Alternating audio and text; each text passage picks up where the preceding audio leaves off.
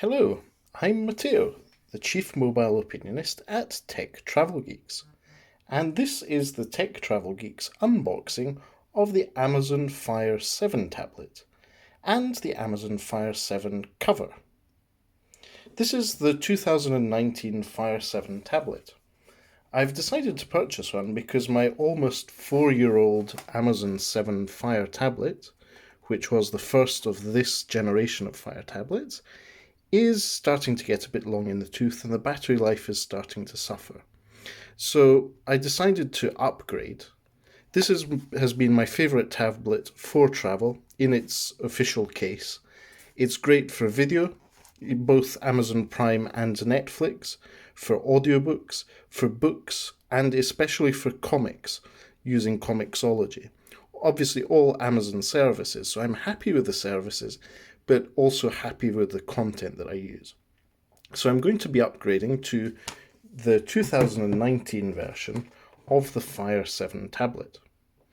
The packaging has been the same for the last almost 4 years.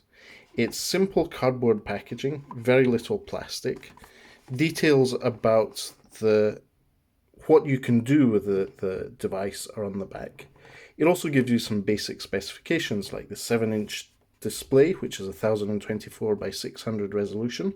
That's exactly the same as it used to be. This model takes up to 512 gigabytes of expandable storage using microSD cards. This has a much faster quad-core processor, dual-band Wi-Fi, and some basic cameras on front and back. Now, opening the packaging, it's very, very simple. There's a little black tab here. You get to pull the tablet out. And there's a little cardboard box as part of that tab. Let's start with that. This contains, obviously, for the UK market, a UK mains to USB plug. This is a nice triangular one with the Amazon logo on it.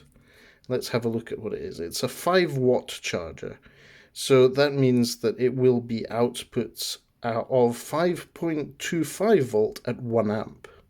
So you could use this to charge a smartphone, provided you have a cable with a USB Type A end to it. So this won't work with the newer devices with Type C to Type C cables.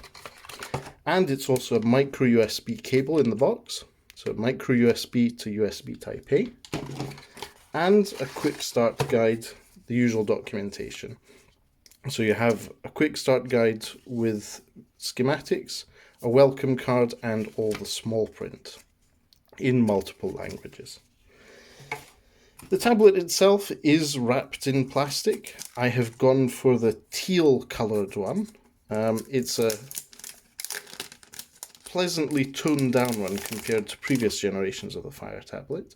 And the back of the tablet has the Amazon Smile logo, but no actual explicit call out to Amazon.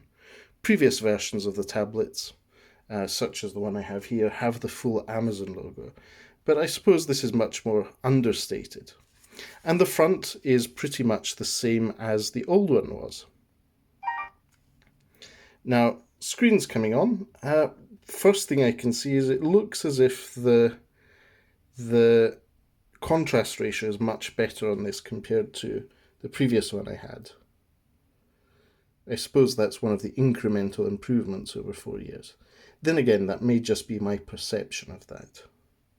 Now the Fire logo is going on. As you can see, it has generous bezels, no risk of side touching there. There's a selfie camera at the top. All the controls are on the top level. So you'll see there is a power button here. Power button is on the right. Volume rocker on the left. A courage port, that's a 3.5mm audio jack. And the micro USB charging port.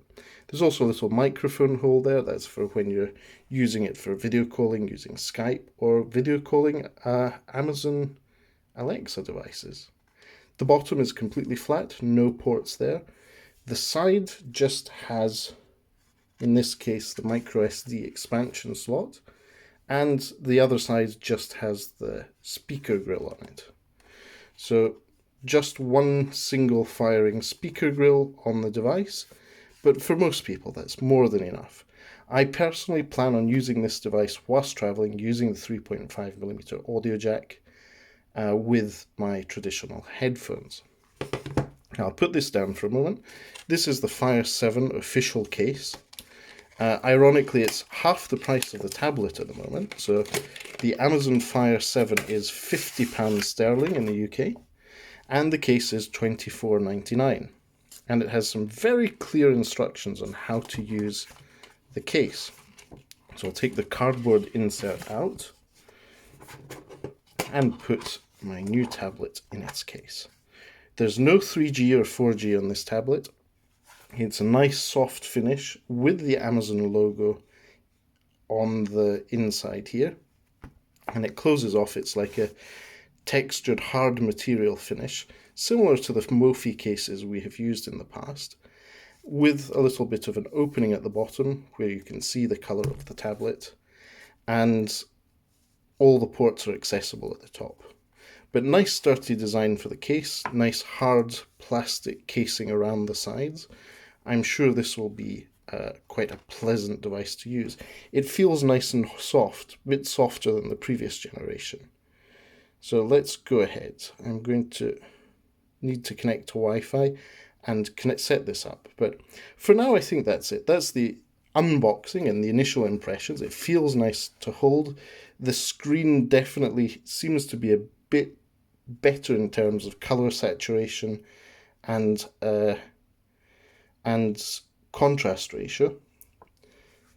In the hand, it is the same form factor as the 2015 model, and the case is on as well. I'm pretty confident this is going to pass the jacket breast pocket test. So this is a 7-inch tablet that fits in a jacket breast pocket, which is ideal when traveling, and especially if you're plugging in wired headphones to the 3.5mm audio jack. We'll have a full review of this tablet on Tech Travel Geeks soon, but for now, thank you for watching, and if you haven't already done so, please do subscribe to the Tech Travel Geeks on YouTube. You can also check out our written reviews, contents, thoughts and opinions on techtravelgeeks.com. But for now, I will finish setting up my shiny new Amazon Fire tablet, which seems to have a smart case, which turns the screen on and off. Yes, it's a magnetic one. I hadn't noticed that. So this is a really good feature. But yes, I will finish setting up my shiny Amazon Fire 7 tablet and speak to you soon. Thanks for watching. Bye-bye.